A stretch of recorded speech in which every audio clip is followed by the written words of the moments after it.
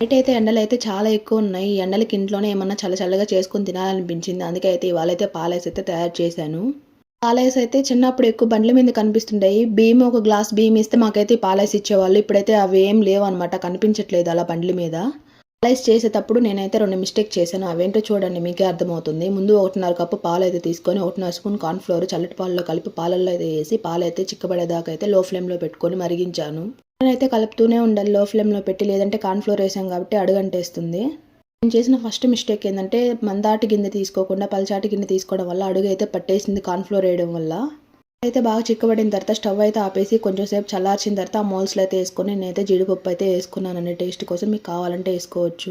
Second మిస్టేకే ice cream ఫ్రిడ్జ్‌లోంచి తీసిన తర్వాత ఎక్కువ సేపు వాటర్‌లో పెట్టిన. అందులో మాకు కరెంట్ అయితే లేదు. మొత్తం మెల్ట్ అయిపోయిందనమాట. నేను చేసిన మిస్టేక్స్ అయితే మీరైతే చేయొద్దు. ఒకసారి చేసాం రాలేదని చెప్పి ఆపేయం కదా మనం. మళ్ళీ రెండోసారి అయితే కంపల్సరీ ప్రయత్నిస్తాను. మళ్ళీ ఈసారి అయితే బాగా చేస్తాను. పాలైతే అడుగంటేసింది కదా! టేస్ట్ ఎలా ఉంటుందనుకున్నాను. కానీ కుల్ఫీ టేస్ట్ అయితే ఉంది. చాలా అంటే చాలా టేస్ట్‌గా ఉంది. మా బాబుకి కూడా చాలా నచ్చింది. నేను చేసిన మిస్టేక్స్ మీరైతే చేయకండి.